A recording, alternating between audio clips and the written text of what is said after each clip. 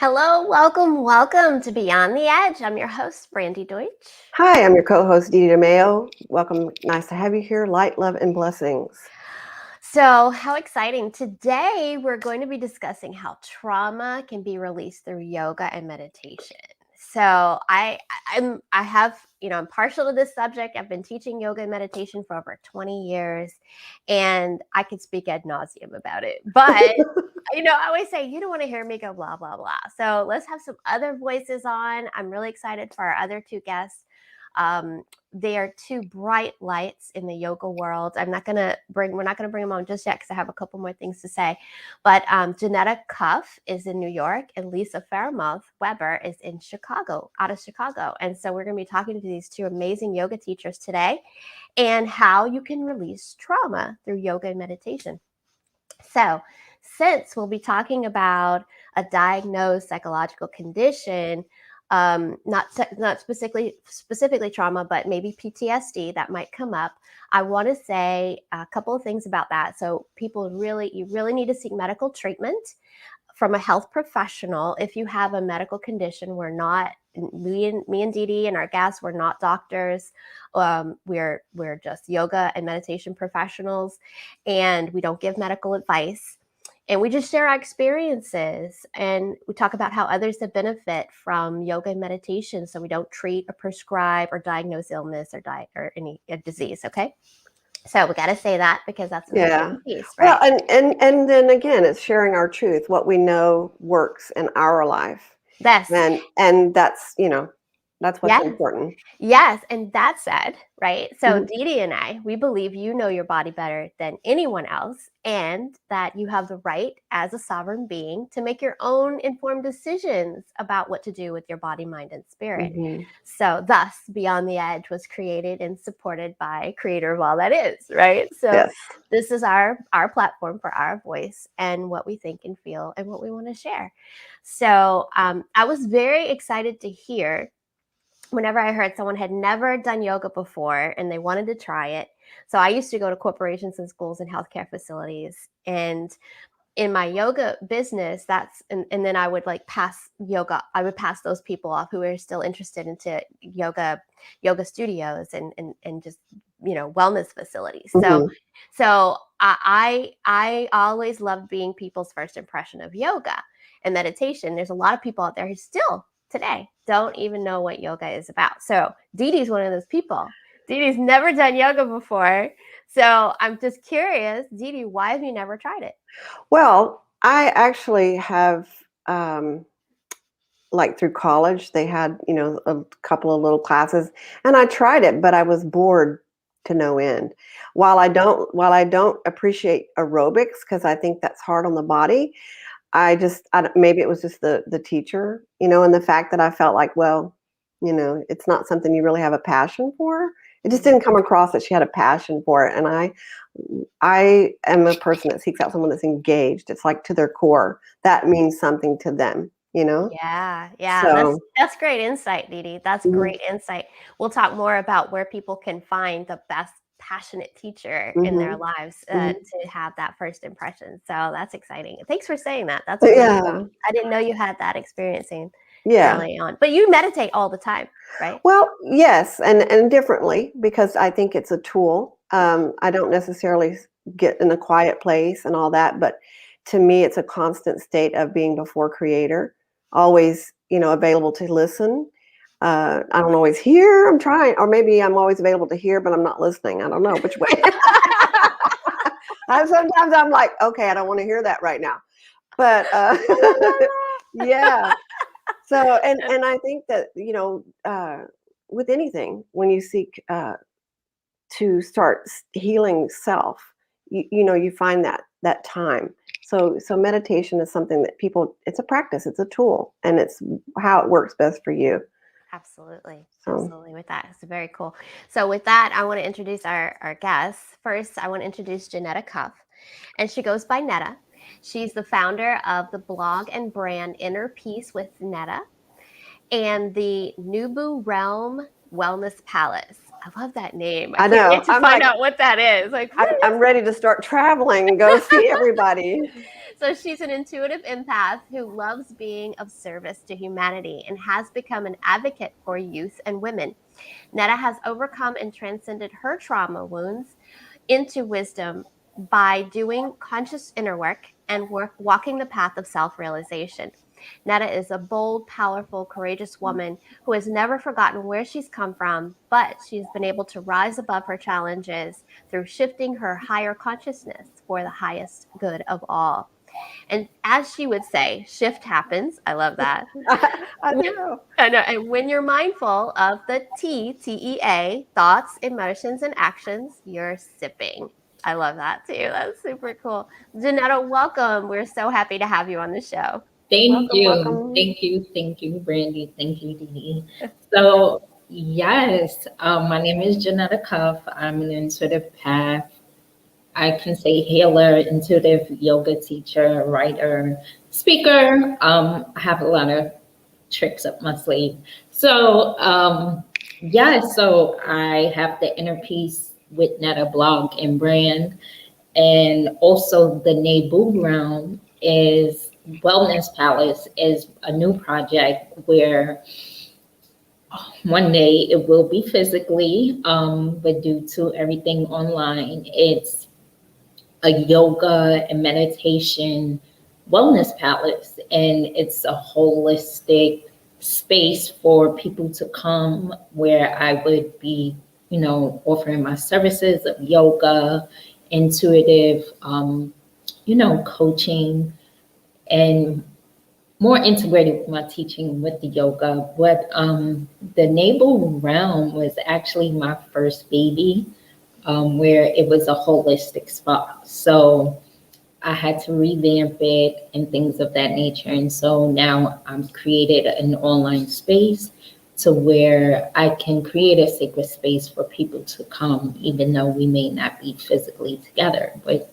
hopefully soon. Yeah, I Yeah. love it. That is awesome. That's Yeah, awesome. I'm excited to find out what that's about and what that looks like, Netta, and how we can help, how we can support you. yes, So you're in New York right now, yes. right? So what's it like in New York right now? Like a lot of things have been happening. We're in Houston, Texas, and so I mean, a lot of things are happening in our world. What's the general consensus of like your students and what they're feeling and what they're thinking right now? Okay, so New York, we're starting to open back up. I live in a city part, not upstate. So we're it's still the city that never sleeps, but the 2020 and going into 21, it's like everyone is kind of trying to be back on the grind and get back to work. And when we've been in a pause to where we had to go within and just like stop, our whole world just paused. Um, but people want to find new ways to live their life, you know, want to heal traumas or just things in their life that it's coming up for them. They want a new life. And a lot of things they're not accepting anymore from themselves, from others. And we're definitely, I feel more of a community, you know. Yeah, they say we're a big mixing pot, but if you're really from New York, you know, we're kind of separated, but it's becoming more of a community. Wow. And, you know, female leaders are rising up now. So I see more of that. Um, like I said, community. It's about Awesome. building community now. That's great. Yeah. I love hearing that, and I love hearing Mhm. how the world is awakening. Like I just Mhm. love to know how is it manifesting in different places. So thank you for offering that. I'm super excited to have you in our conversation today about healing trauma with yoga and meditation. I want to introduce our next guest, Lisa Faremouth Weber. And so Lisa is amazing. She is a yoga teacher and a chakran dance. I love that. As in transcendence, right? With chakras. She's a facilitator of that. She's a motivational speaker, a Reiki master, an international fitness and wellness coach, and weight loss coach. She's a thought maven, a film producer. She meets Earth Virtual Yoga Center. I don't know that if I said that right. She founded Heaven Meets Earth Virtual Yoga Center. I got it. The Illuminated Soul 200 and 300 hour yoga teacher training. I guess this is something that you created, Lisa. I hope you could talk more about that. And she's featured in the book Get Your Yoga On by Keno McGregor. So, Lisa, welcome. We're super excited to have you. Thank you for having Welcome. me. So nice to be here. Nice to meet you, Johnetta. Yes, likewise, Lisa. So, Lisa, you're based out of Chicago. I'm going to ask you the same kind of question I asked Johnetta. What's going on there? How are people still feeling concerned? Is there health issues? What's happening in Chicago? Chicago is very much like New York, probably. I mean, we're in the Midwest. It's cold. We're much more conservative in terms of how we address COVID restrictions because we have to live inside more. But we're doing our best. And as far as the world of yoga and healing goes in Chicago, so I have a brick and mortar yoga studio. I had to close it when COVID hit. So we went virtual, but I still did some classes outside and inside the studio and lots of privates. And some people just need it. Some people just need to be with other people. So thank God we've been able to do that for people. But I'm here in Florida with my daughter. She's a senior, and we're doing a little spring break mother-daughter trip, and it's much different here than it is in Chicago. Nobody's wearing masks where everyone's wearing a mask in Chicago. But it's the Midwest, and people are very salt of the earth, so we're hanging in there. Awesome. Wonderful. Mhm. I'm so glad to hear that.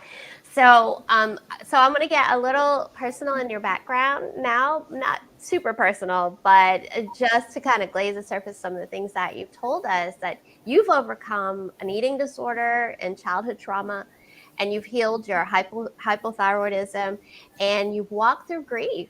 And now you're having to close your yoga studio due to the changes in our world right now.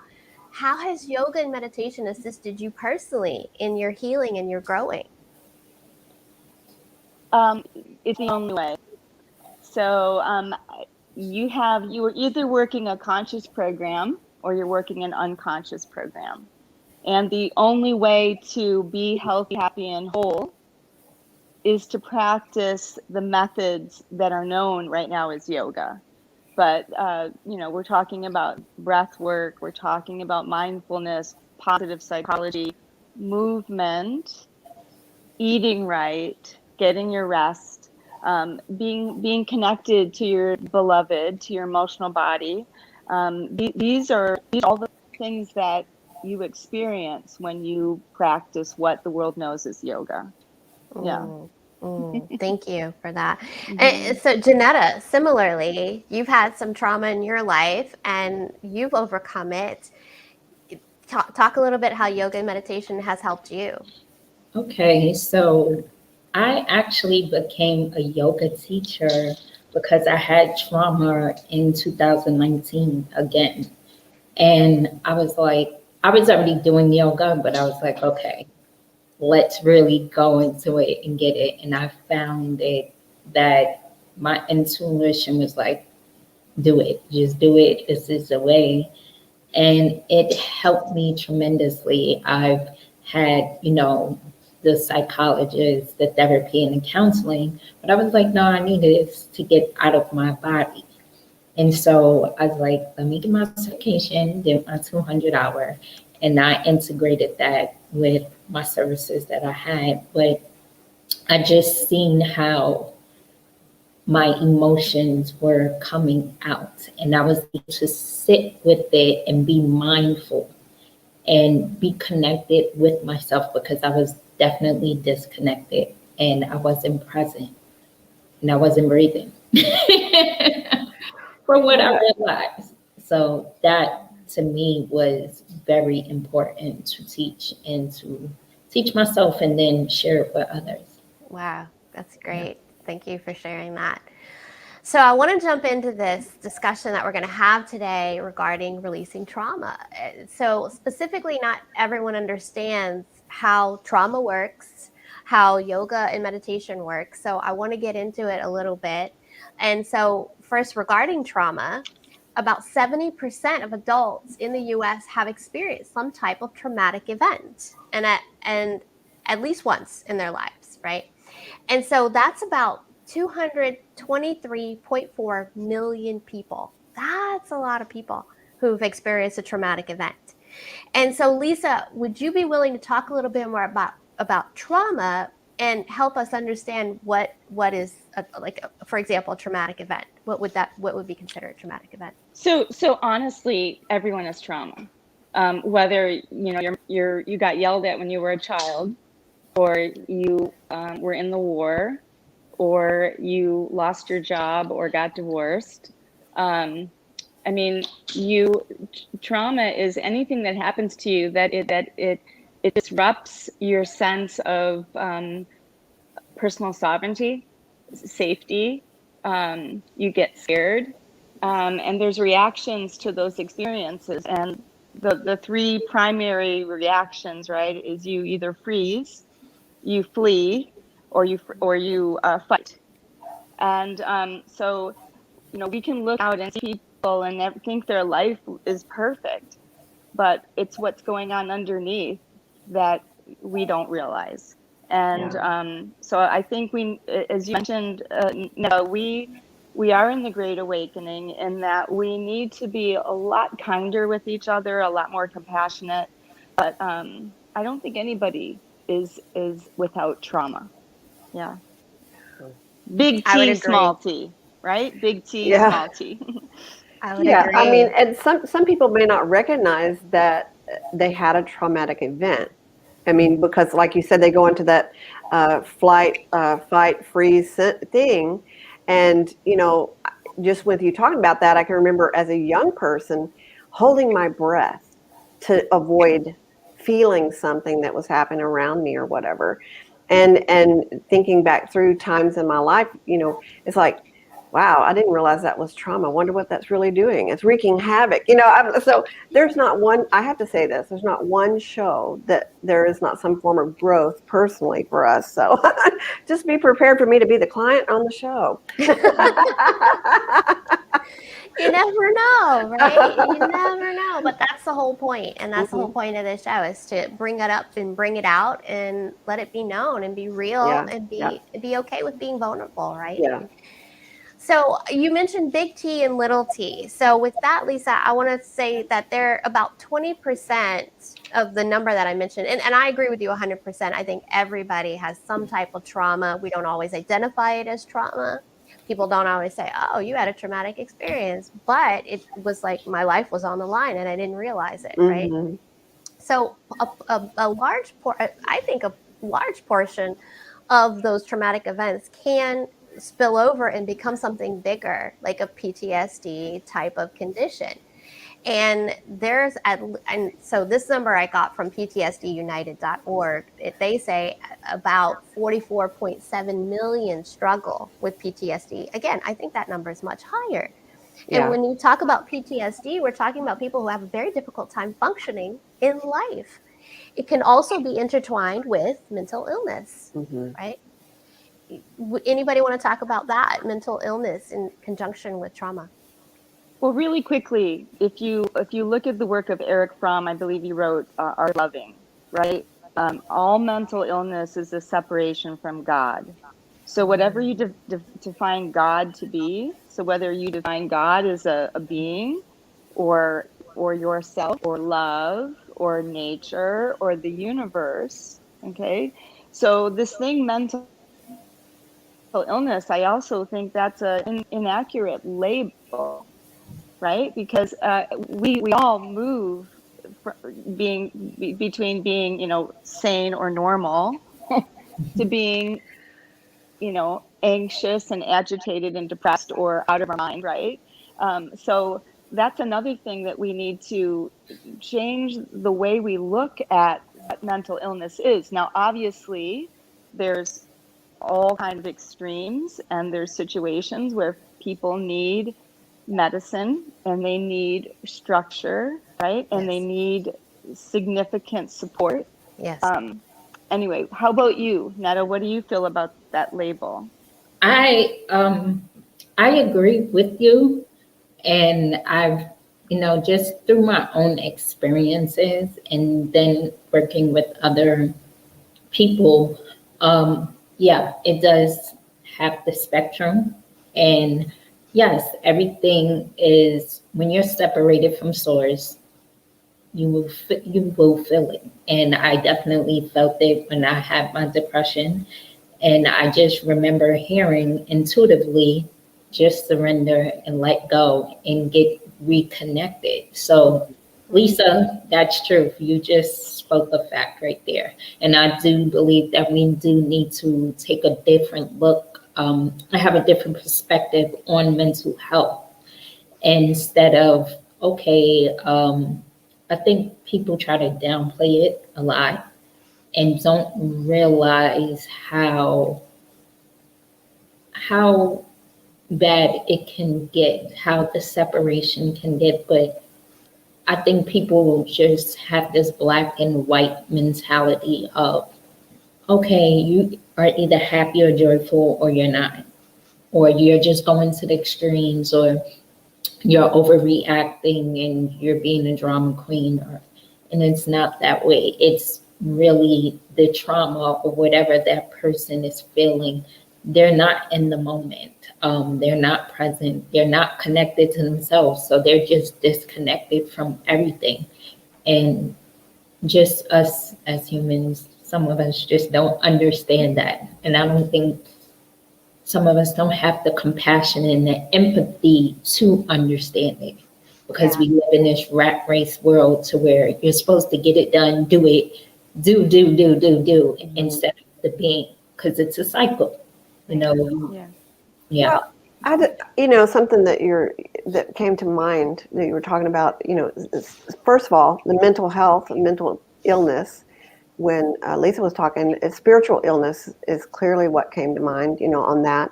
And then the fast-pacedness that you were referring to, Netta, something that people experience a lot of trauma around is the loss of someone, their death. And I can remember, when my mom passed, the pastor that came in, he wasn't, native in America. He wasn't an American citizen. And, I'm thinking he was Jamaican. And he came in and he was talking to me. He said, people in this country don't take the time to grieve, to process what's going through them. So they don't heal. So they spend years in retrospect going back to, oh, that was painful. And they don't know how to, and it just really hits them hard. So, speaking to not being able to slow down, and what we're talking about today with yoga, that's really what that is. Slow down and embrace what's happening in your life and breathe through it. I haven't practiced yoga, but I understand how well it can affect somebody.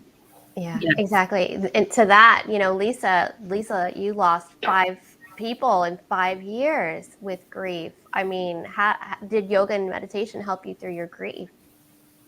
What doesn't kill you makes you stronger, right? And it was rough. It was really rough. So I that's why I do what I do, because I know it works, and it's really, it's the only thing.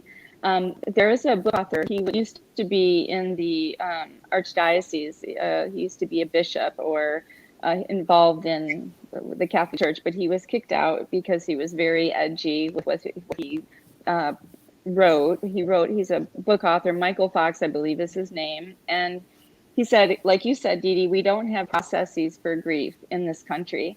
The yoga mat can be your altar, and child's pose can be your space for releasing. So he would say, when you're putting people in child's pose, let them moan, let them be audible.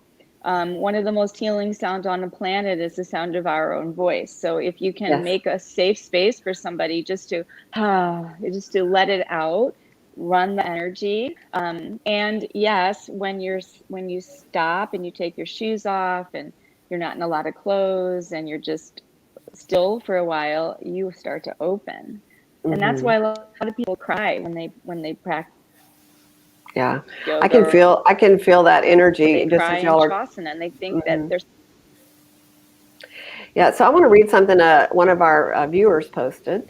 Says, this is from Jamie. She said, I'm so glad y'all are talking about this. I feel there's a misconception that trauma has to be something like death, an accident, a life huge event, which are all traumas.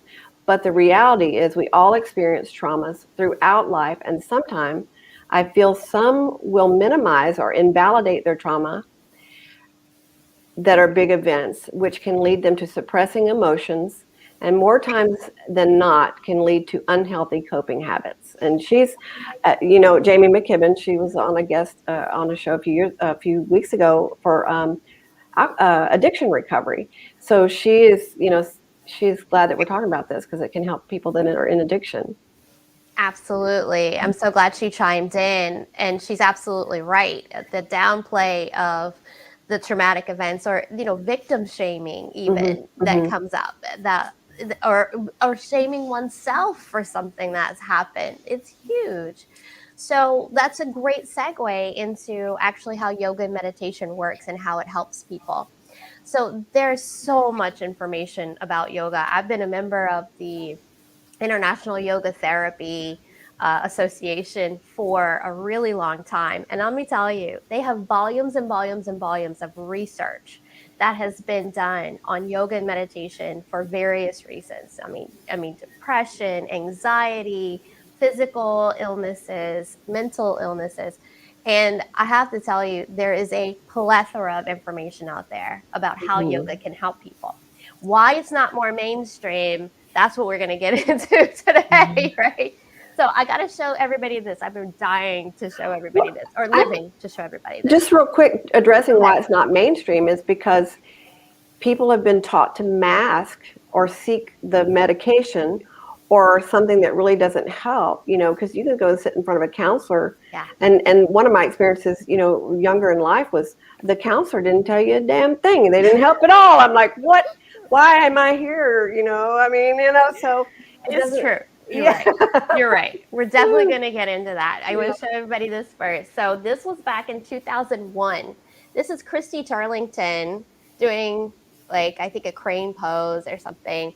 This is Time magazine in 2001. Okay. I've had this for a really long time. As you can tell, it even got wet, right?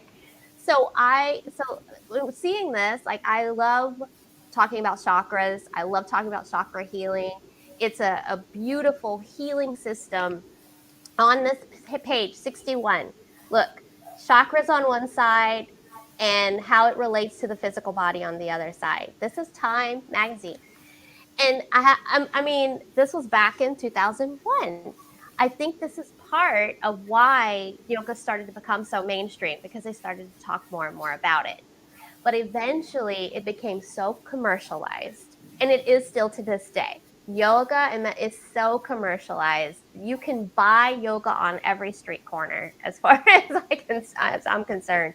But it's just not as substantial as it once was, or as going to an ashram, or maybe even in India, where it's really more about depth and not just the yoga asana. So yoga asana is the poses. This is what we practice in yoga class, but yoga's not just about that. So let's start with Johnetta. Johnetta, can you talk more about what yoga really is and how it really can help people with trauma? So I like to keep it simple with the yoga definition. From what I understand and my knowledge, is yoga is to basically transcend your mind, just stop your chatter, and to transform you as a person, transform you to a higher consciousness.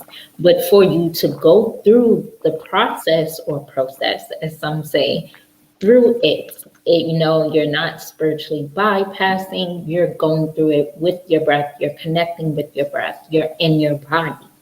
So for me, yoga is about connecting your mind, your body, and your spirit. Now, to more in depth, and I still continue to study the Yoga Sutras every day. We have the 8 limbs of yoga. So we have the yamas: niyama, asana, pranayama, pratyahara, right? Okay. Pratyahara. You Pratyahara. got it. That's right. Keep going. Charana, dhyana, and samadhi. So, if you stick with the 8 limbs of yoga and you go through that process, I feel like just on my short journey, because I just became a teacher, and even though I've been a student a little longer, I'm just,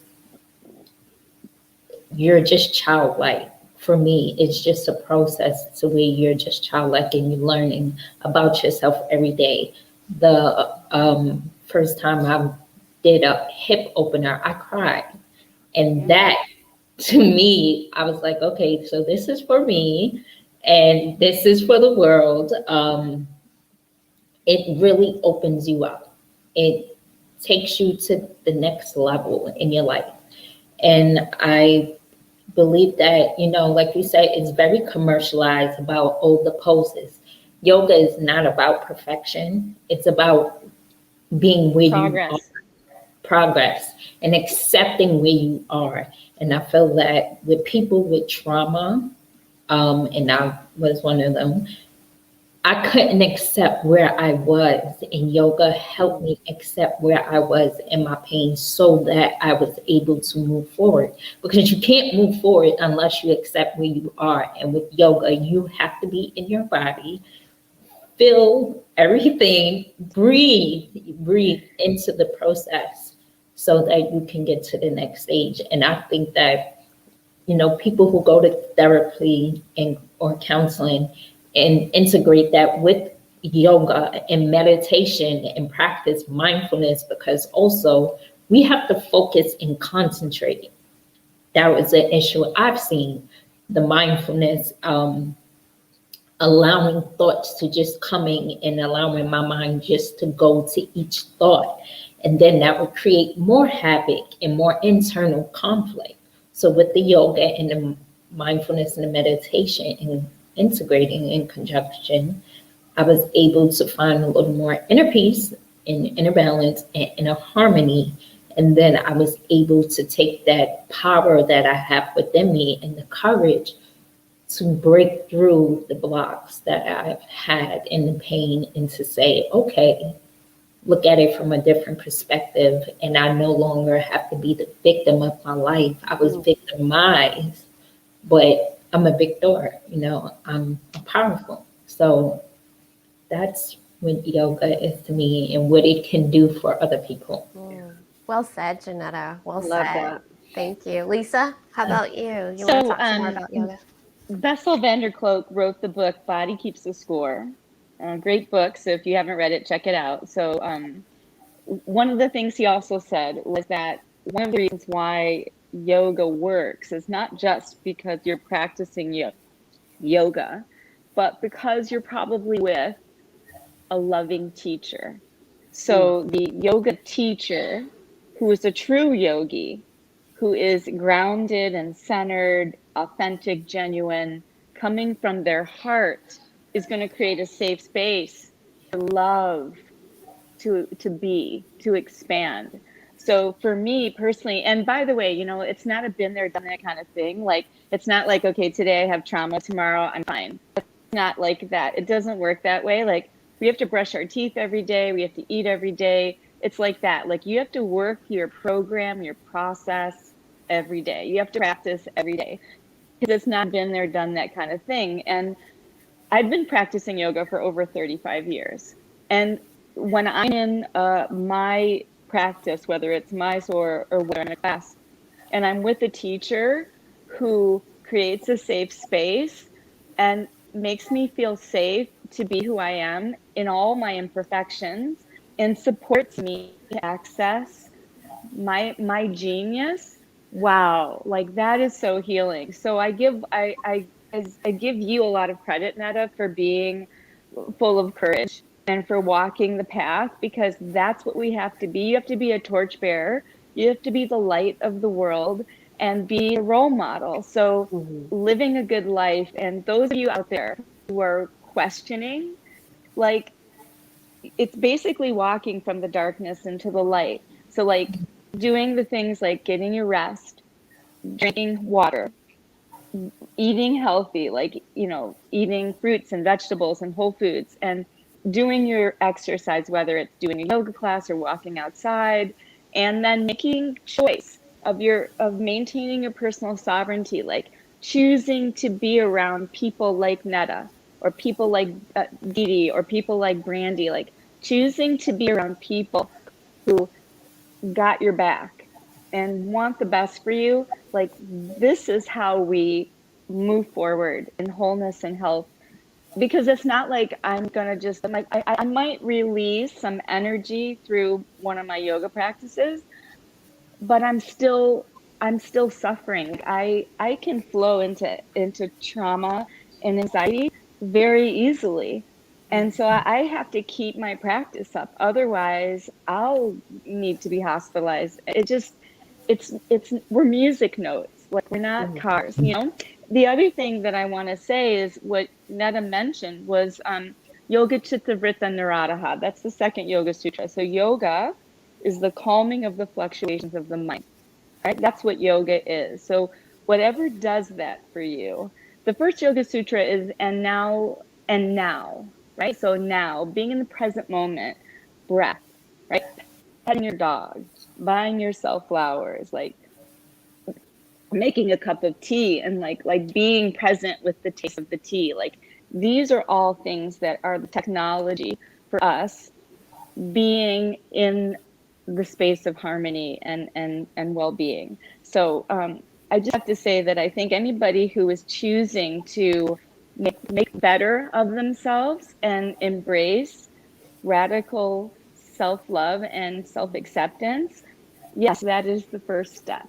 Because Yeah. we all have things we could be shameful of. We all have insecurities, but that's what makes us beautiful. Yeah. Very well Exactly. said. Yeah. Do you want to add anything to that, Dee? I just, thinking about that, it's people almost have to be brought to the point of desperation before they'll seek something divine within themselves, and just, like I said, this is something, it's personal. Yoga is personal. It doesn't matter who's in the space or whatever. If you find that right person, you come in and you can, start embracing that. And I don't know, I just feel a lot of positive energy around it. Awesome. Thanks, Hey, Dee. Dee Thank Dee, you, what Lisa. are all those beautiful pictures behind you? So yeah, so I'm in a studio, and I like to find energy that speaks to the show that we're having, and so I found something that I think, it's like, to me, the images are about the trauma, and as you go through that, you become the light that's in the middle. You become that fresh bloom. So the picture was significant to me in how, healing of trauma is. You don't have to be those darker images in the background. You are starting out and you become that light that's in the middle. So Isn't that wonderful? I mean, Dee is so intuitive. I think we're all very intuitive here. You know what we're talking about and what we're putting out. And I've never seen that background before. She popped it up and I said, "That's perfect. Oh, that's perfect, Dee. That is absolutely incredible." And Dee had very, very little interaction with yoga, but she can feel into it and know what it's about and connect with it. And that's what happens also through yoga and meditation. We do become more intuitive. We actually develop our skills because we're not masking anymore. We're not weighed down with trauma, and we're allowing flow to happen. And Johnetta, you mentioned the 8 limbs of yoga, and I appreciate that you did that. I just want to tell people a little bit more about what they are, because Lisa got into some of the niyamas, which are the positive actions that a person can cultivate to develop their sense of well-being. And so the 8 limbs, I just want to go through them, and you guys can chime in anytime. So a yama is a restraint, the actions that you want to avoid. Things like drugs, too much alcohol, negative people, just like what Lisa was talking about, and actually she focused on the positive, which is a niyama, which is observance, taking part in things that create and cultivate positive well-being. And that's number 2. The yama is the restraint. Niyama is observance and just being in whatever makes you whole. 3 is actually the asana, the postures. And I love that you said that. Yoga is not about the postures. I say that a lot too, but I also add it's more about the breathing, which is another one of the yamas, which is pranayama. So about allowing yourself to open up and take in more and to let go more. I mean, this is what life is, right? The waxing and waning, the yin and yang. This is living. When you're consciously breathing, you're living that flow, right? That's actually number 4, pranayama, breath regulation.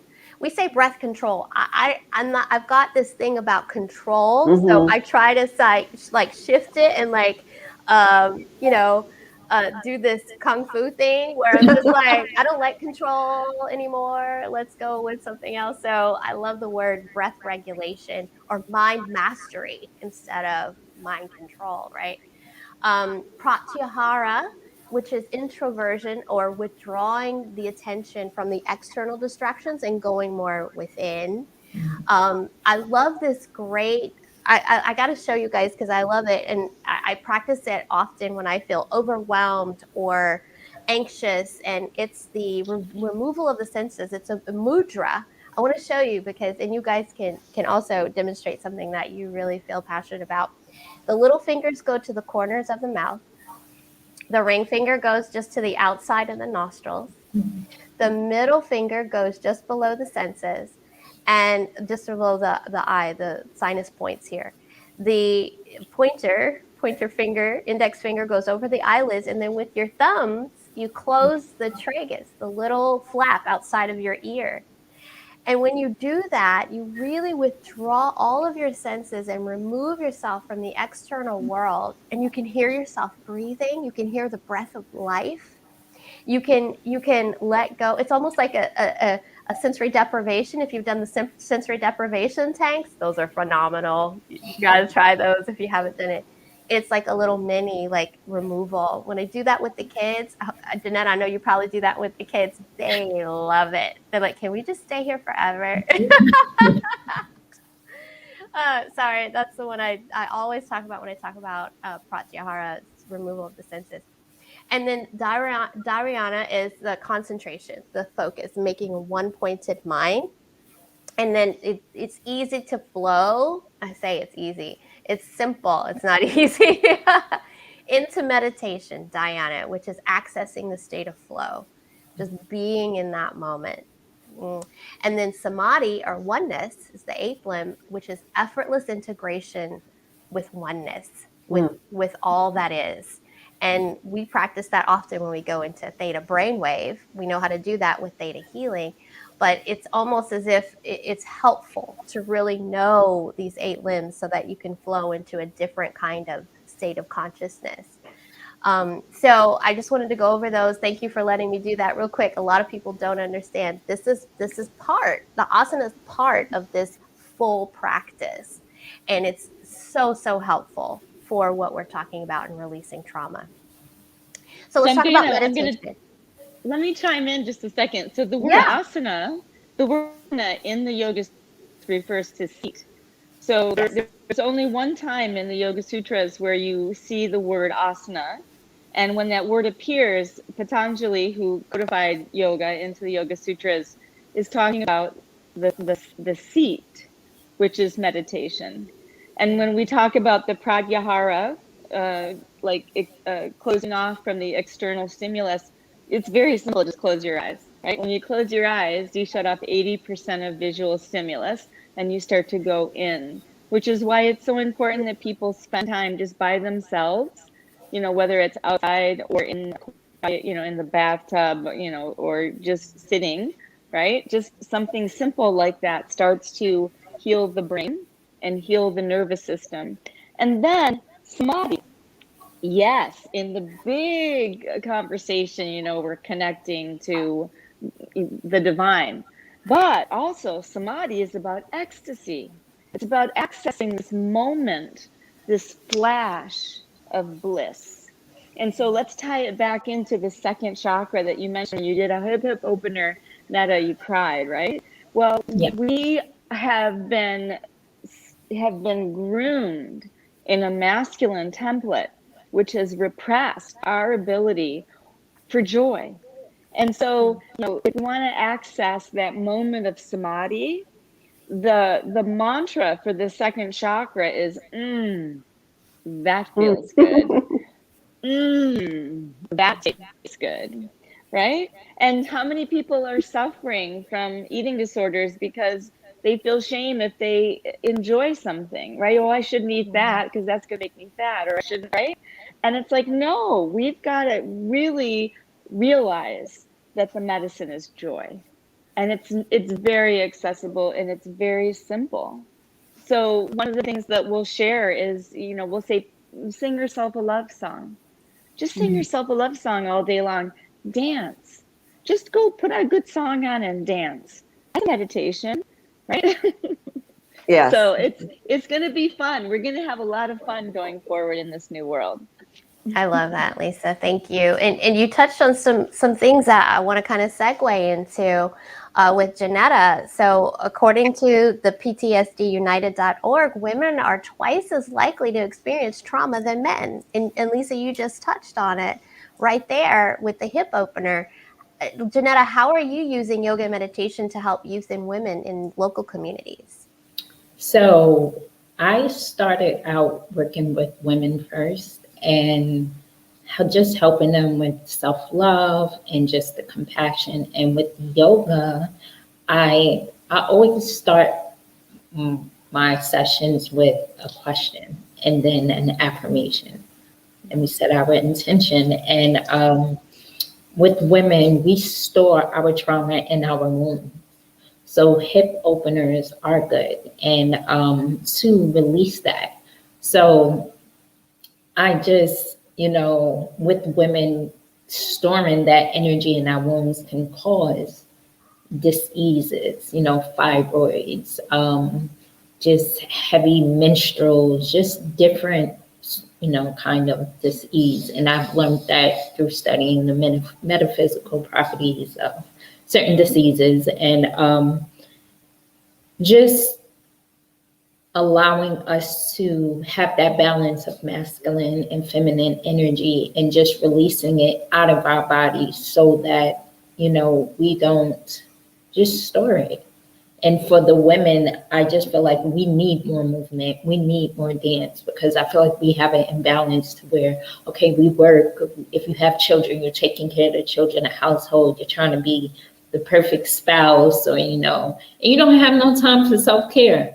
And women, I make sure I tell you, do not feel any guilt or shame for practicing self-care. But then I had to also break down what is real self-care, because it's not going to the store and buying the whole store.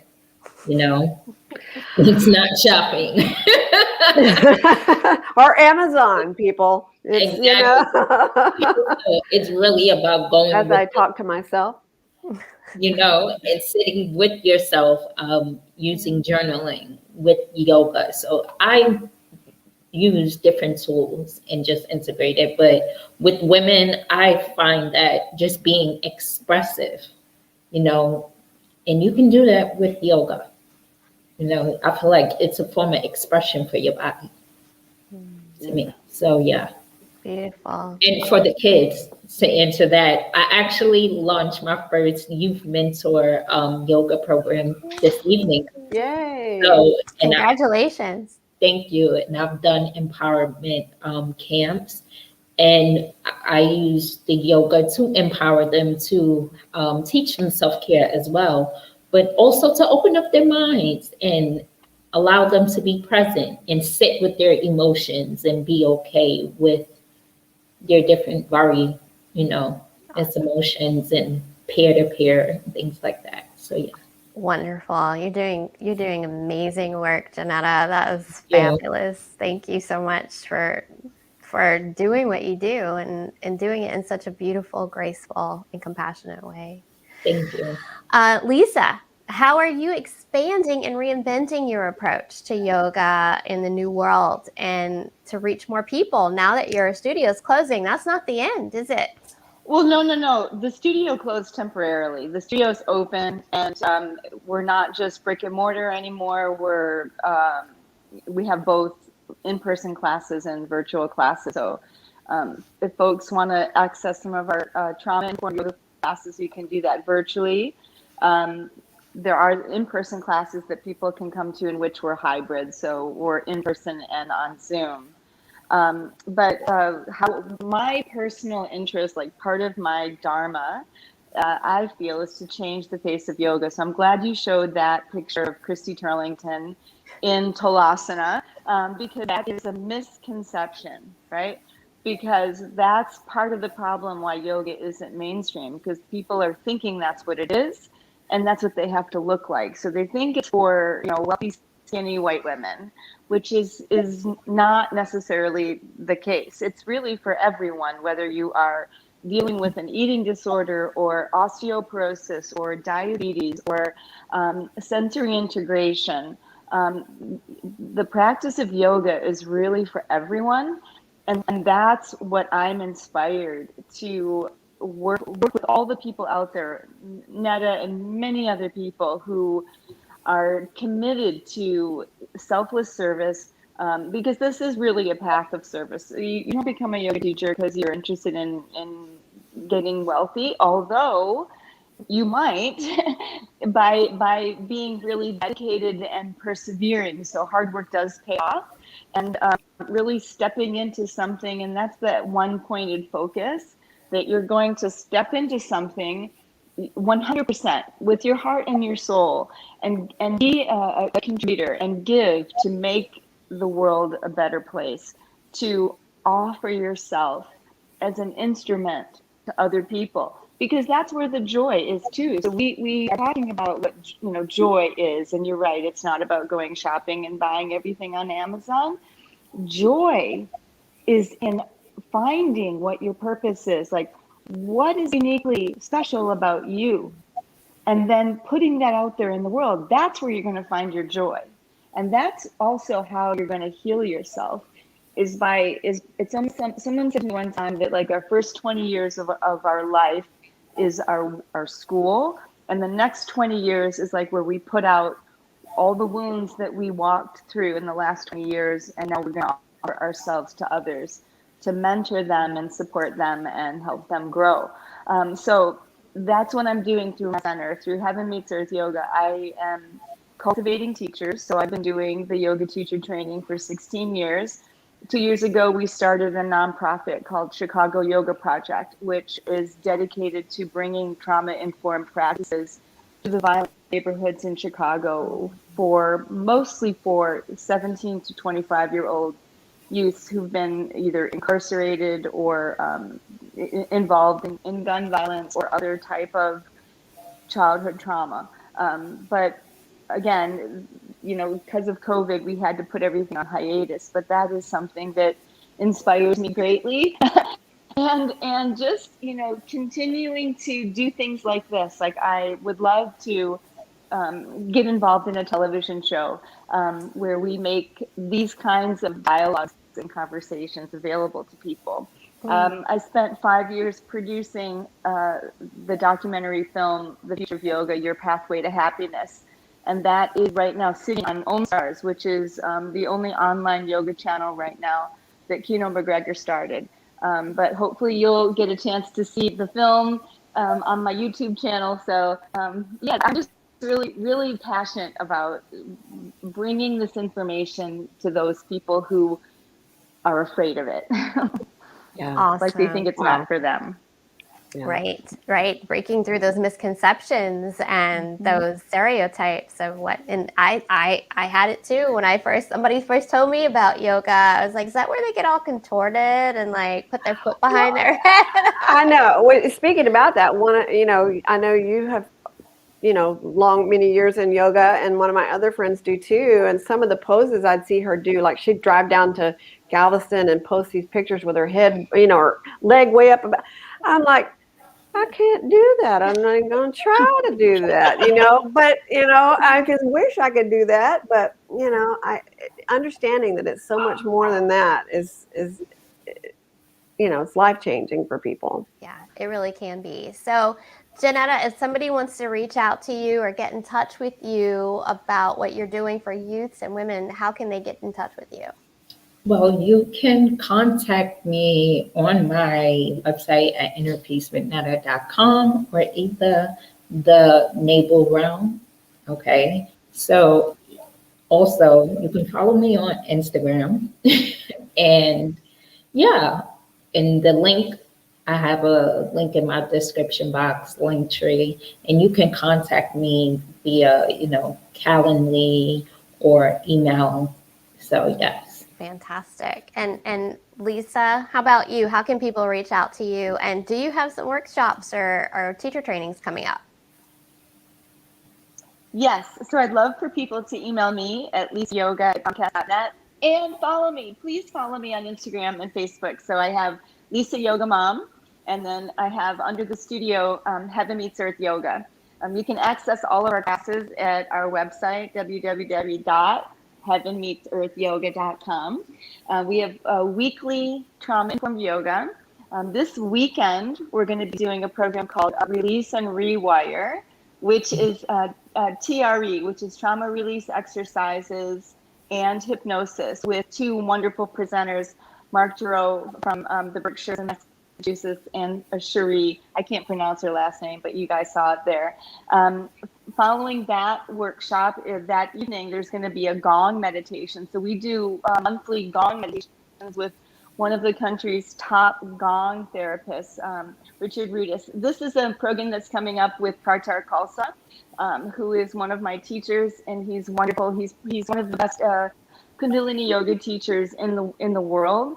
So he's going to be teaching the first weekend of May. There's a Saturday and Sunday workshop. And again, if you're wanting to learn breath work and understanding the technology of how meditation will heal your brain and your nervous system, you want to work with people who are experienced yoga teachers. Netta, I can tell you know what you're doing. I would recommend anybody work with Netta. But if you're going to also want to work with more of the advanced technologies, with the pranayamas and things like that, you want to work with someone who's been doing it for a really long time so that you can be guided appropriately.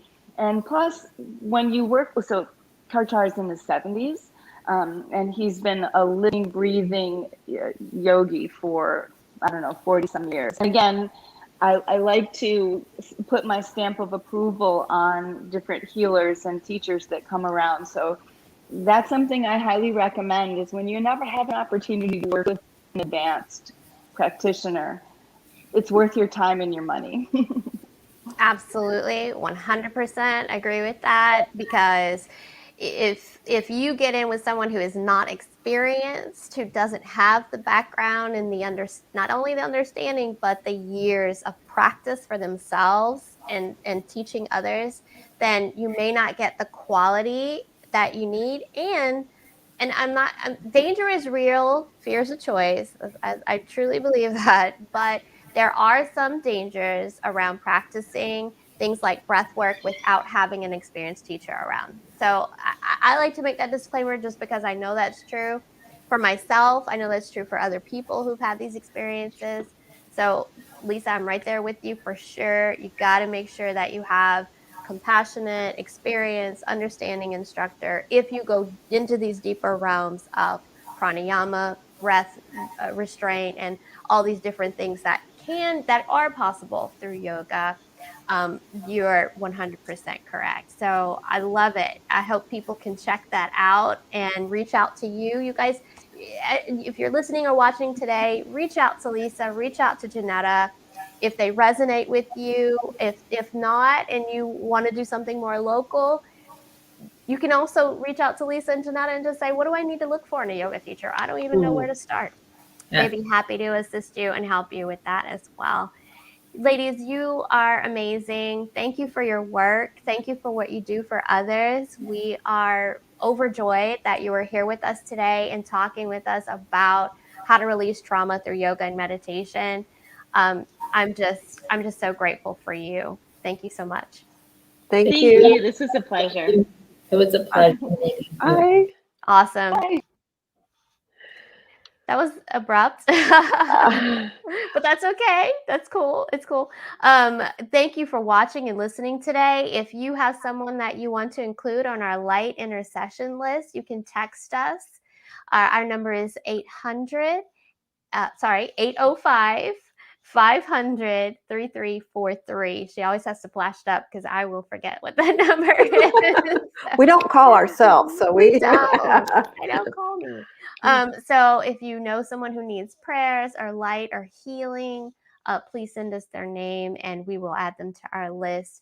And we want to thank you for joining us today. Thank you so much. We are so grateful for you, for our audience, and for our guests. On behalf of Dee Dee and myself, long life and vibrant health, everyone. Namaste. Bye.